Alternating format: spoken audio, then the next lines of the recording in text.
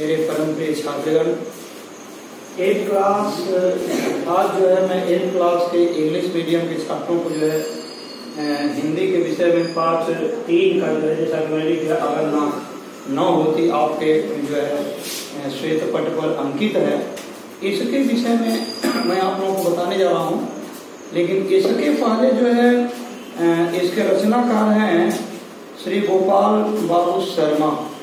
श्री गोपाल बाबू शर्मा जो हैं इसके रचनाकार हैं। उन्होंने जो है इसके लेखक जो हैं, लेखक हैं गोपाल बाबू शर्मा। इसके लेखक जो हैं गोपाल बाबू शर्मा जी हैं। उन्होंने हास्य और व्यंग ये जो लेख जो है उसके विषय में नाक से संबंधित। अब नाक को कई अर्थों में हम ले सकते हैं। सार्वजनिक अर्थ में लेंगे, विशेष अर्थ में लेंगे, सर्वसाधारण अर्थ में लेंगे। और इस तरह से जो है नाक हमारे हर तरह के जो है जीवन के साथ है और जीवन के बाद भी है। इसी पर आधारित जो है विभिन्न मुहावरों से युक्त, आप जानते होंगे नाक पर बहुत सारे मुहावरे बने हैं। नाक को चने चबाना, नाक में दम कर देना, नाक का बाल होना, कई जो है आपको मुहावरे जो है मिलते हैं। तो इन मुहावरों से कई तरह के शरीर पर नाक के महत्व को भी दर्शाया गया है। अब किसी की नाक छोटी होती है, किसी की नाक बड़ी होती है, किसी की नाक जो है मोटी होती है, किसी की नाक जो है पतली होती है। कई तरह के नाक जो है हमारे चेहरा की सुंदरता को जो है दर्शाता है। अगर नाक न रहे तो चेहरा आपका सपाट लगता है, अच्छा नहीं लगता है। तो बिना, अब देखिए इस नाक से अच्छाई और बुराई का जो प्रस्तुतन हमारे गोपाल बाबू शर्मा जी ने किया है, वो एक ज्ञान का द्योतक है। इससे जो है हम ज्ञान जो है ग्रहण कर सकते हैं। तो देखिए शुरू में बता रहे हैं कि नाक अगर नहीं होता तो क्या होता। अगर नाक नहीं होता तो कितना अच्छा जो है, कितना अच्छा होता अगर नाक नहीं होती। तो नाक न होने से कितना अच्छा। नाक की चिंता में आदमी का जीवन मुहाल है। अब नाक की चिंता में, अब समझिए यहाँ नाक जो है वो प्रतिष्ठा का द्योतक है, इज्जत का द्योतक है। यानी आदमी अपनी इज्जत रखने के लिए जो है नाक रखने की खातिर लोग मुकदमेबाजी में बर्बाद हो जाते हैं। कर्ज लेकर भी शादी ब्याह भाव चोचक में पूरा खर्च करते हैं। और जन्म पर ही नहीं, मृत्यु पर भी जो दावत देते हैं। पड़ोसी के बच्चों को जो है यदि कॉन्वेंट स्कूल में जाते देखते हैं तो बच्चों को भी मजबूर होकर उसी में दाखिला जो है दिलाते हैं। इस तरह से खरीदने की औकात नहीं होने पर भी यदि महंगी किस्त देकर टीवी, फ्रिज, कूलर आदि जो ले लेते हैं, क्योंकि नाक नीची होने से डरते हैं लोग। अपनी धाक जमाने के लिए जो है नाक ऊंची रखने के लिए इस तरह का अपव्यय करते हैं। अपव्यय मैंने क्यों कह दिया? क्योंकि फिजूल खर्ची, अनावश्यक खर्ची को मैं जो है उसको फिजूल खर्ची। आप लोग इकोनॉमिक्स में पढ़े होंगे कि क्या अनिवार्य आवश्यकता तो अनंत होती हैं, उसमें जो अनिवार्य आवश्यकता होती हैं उसको हमें जो है सबसे पहले पूरी करनी चाहिए। तो अब लोग यहाँ क्या है, विलासता संबंधी और ऐच्छिक आवश्यकताओं की पूर्ति में अपनी मान सम्मान और प्रतिष्ठा समझते हैं। यानी हमारे पास खाने को अन्न ना हो तो पहले हम अन्न का व्यवस्था करेंगे कि हम जाएंगे छेना लेने के लिए? बताइए, हमारे पास पैसे ना हो तो हम कम से कम पेट भरने के लिए ना काम करेंगे। तो यहाँ लोग नहीं करेंगे ऐसा, पेट भरने के लिए नहीं, बल्कि छेना लेकर खाकर दिखाएंगे, देखो मैं छेना खा रहा हूँ। पेट भरा नहीं, छेना से क्या हो जाएगा? इस तरह की बातें लोगों में, यानी लोग नाक को अपनी प्रतिष्ठा के साथ जो है मानते हैं। नाक जो है यहाँ प्रतिष्ठा का, नाक जो है प्रतिष्ठा, प्रतिष्ठा के रूप में इसको जो है लोग समझना। नाक कि नाक जो है हमारी प्रतिष्ठा है और नाक बची रहे इसलिए आदमी खाकी वर्दीधारियों, आयकर अधिकारियों, उनके दलालों को पत्रम पुष्पम से पूजा करता है। अब पत्रम पुष्पम क्या है, ध्यान से समझे, घूस देना। अब पत्रम पुष्पम नोट है, नोट। अब मनी देते हैं लोग, पैसे देते हैं, और अपने काम को करवाने के लिए मेरी इज्जत रह जाए, पैसा देकर भी वरना पकड़ा जाएगा और फिर किसी के सामने मैं कैसे अपना नाक दिखाऊंगा। नाक के कारण आदमी को नाको चने चबाने पड़ते हैं। नाको चना चबाना का मुहावरा है बाबू, यानी बहुत अथक मेहनत करना, परिश्रम करना। नाक बड़ी जल्दी कटती है, प्रायः बिना किसी हथियार के ही कट जाती है, क्योंकि आदमी की अपनी नाक के साथ चूंकि खानदान की नाक जुड़ी हुई। सुने होंगे आप लोग, बहुत लोग कहते हैं हमारा खानदान आप नहीं जानते, हमारा खानदान ये है, हमारा खानदान वो है, हम इनके बेटे हैं, उनके बेटे हैं। बताइए भैया कि इस तरह की बातें करना, कोई ऐसी वैसी बात हो जाए, लड़का घर से लूटकर भाग जाए, लड़की लव मैरिज कर ले, लव मैरिज समझते हैं ना आप लोग, यानी प्यार का विवाह कर ले, कोई झूठा मूठा इल्जाम लग जाए तो अपनी ही नहीं लगता है कि पूरे खानदान की नाक कट जाती है। इतनी बड़ी प्रतिष्ठा इसके साथ जुड़ी हुई होती है। यह भी मनोवैज्ञानिक सत्य है कि जिनकी नाक कट जाती है, यानी जो खुद नकटे होते हैं, वे दूसरों को भी नकटा देखना चाहते हैं।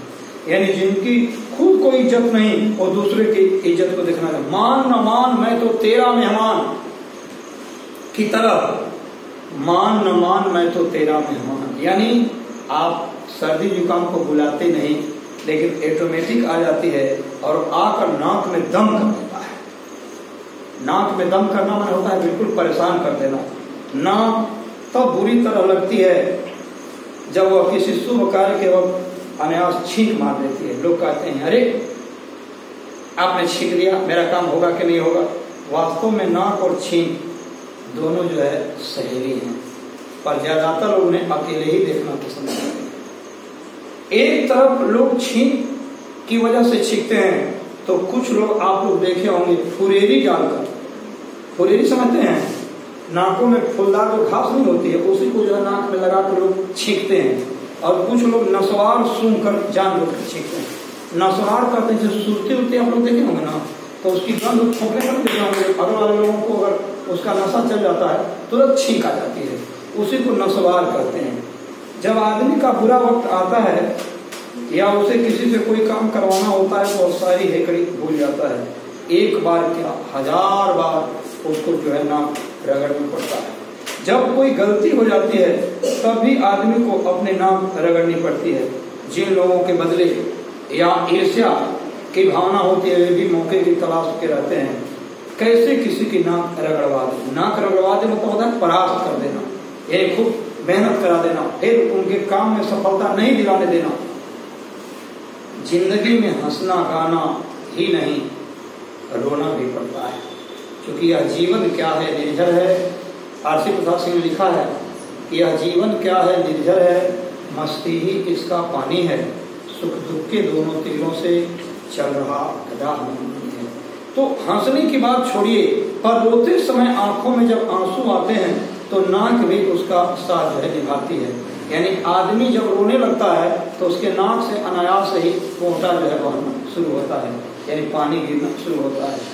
बहते आंसुओं की पोंछना कोई बुरी बात नहीं, लेकिन नाक पोंछने से तो रोने का सारा मजा जो है वो किरकिरा हो जाता है। करुण रस में बार बार जो है मानो एक डरावना रस पहुंच आता है, इसको विभत्स रस कहते हैं। नारी अगर हो तो अपने नाक के छींक को साड़ी के पल्लू से भी काम चला लेती है, परंतु आप ध्यान दें वो बेचारा पैंटधारी पुरुष, मान लीजिए जो रुमाल रखना भी यदि भूल गया हो, उसकी हालत क्या होती है। गुस्सा भी बहुत से लोगों की नाक पर रखा रहता है, उनसे जरा कुछ कहा नहीं कि बिना बात नाक जो है फुला लेते हैं। नाक फुलाना मतलब होता है बिल्कुल रूठ जाना जिसको कह सकते हैं आप। तो नाक में जितनी कमियां या बुराइयां हैं उससे ज्यादा अच्छाइयां भी। इसलिए जिनकी नाक नहीं होती वे भी नाक लगाते हैं, भले ही इस कार्य पर कोई दूसरा नाक भैंस सिकोड़े तो सिकोड़ता रहे। नाक रहना बहुत जरूरी है, वैसे भी और चेहरे पर भी। नाक चाहे सारव जैसी लंबी हो या चिरगोजे जैसी छोटी हो या चोट जैसी चपटी हो या पकौड़ी जैसी मोटी हो, लेकिन होनी जरूर चाहिए। जिनके नाक न हो उसकी कोई सूरत देखना भी पसंद नहीं करता, बल्कि देखकर नाक को डर जाता है। भला बिना छज्जा के मकान का जो है फ्रंट शोभा देता है? नहीं देता। इसी तरह बिना नाक के मुख जो है शोभा नहीं देता। नाक हो तो और सुंदर, यही सोने पे सुहागा।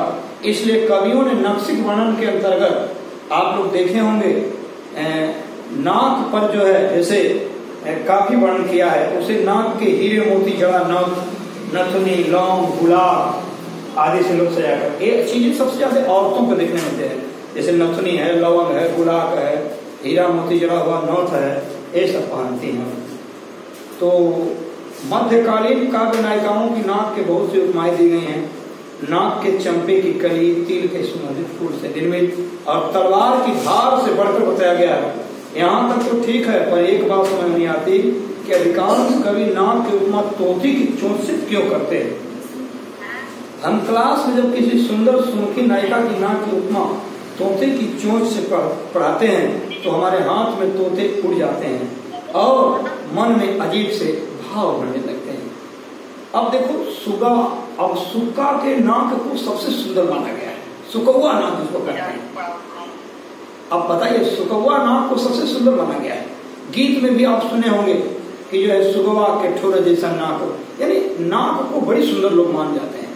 नाक तो नाक किसी चेहरे पर यदि चांद लग जाए या दीवार से ठोके हुए उल्टे हुए से नजर आएगी। उपन्यास कहानियों में सुंदर नाक को सुतमा नाक कहते हैं। कौन नाक? सुंदर नाक को सुतमा, सुतमा यानी सुंदर नाक को सुतमा नाक कहते हैं।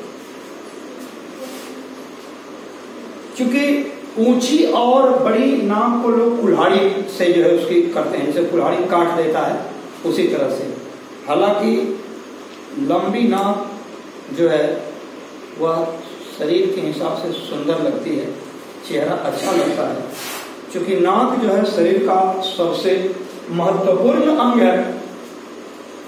नाक यदि न हो, अगर आप चित लेट जाएं तो आप अपने आप जो है सिद्ध हो जाएगी कि हाथ, पांव, मुंह, कान, आंख आदि में सबसे ऊंचा स्थान नाक ही है। जब सोते हैं तो नाक सबसे ऊंचाई पर दिखाई देता है। कान फट जाए तो उसे कंटोपा पहनकर छिपाया जा सकता है। नाक कट जाए तो चेहरा रेगिस्तान की तरह एकदम सपाट हो जाता है, फिर उसे कैसे छिपाएंगे? इसलिए प्लास्टिक सर्जरी कराना पड़ता है, परंतु इतना महंगा पड़ेगा कि बड़े बड़े से नक्कू साफ हो गए, नानी याद आ जाएगी। यानी नानी याद आना में होता है बिल्कुल कठिनाई में पड़ जाना। तो आज चूंकि समय अभाव के कारण आप लोगों का जो है और आगे देखना है तो ठीक है। बहुत बहुत धन्यवाद आप लोगों को। इसके आगे फिर अगले दिन हम इसके बाद बताएंगे। बहुत बहुत धन्यवाद।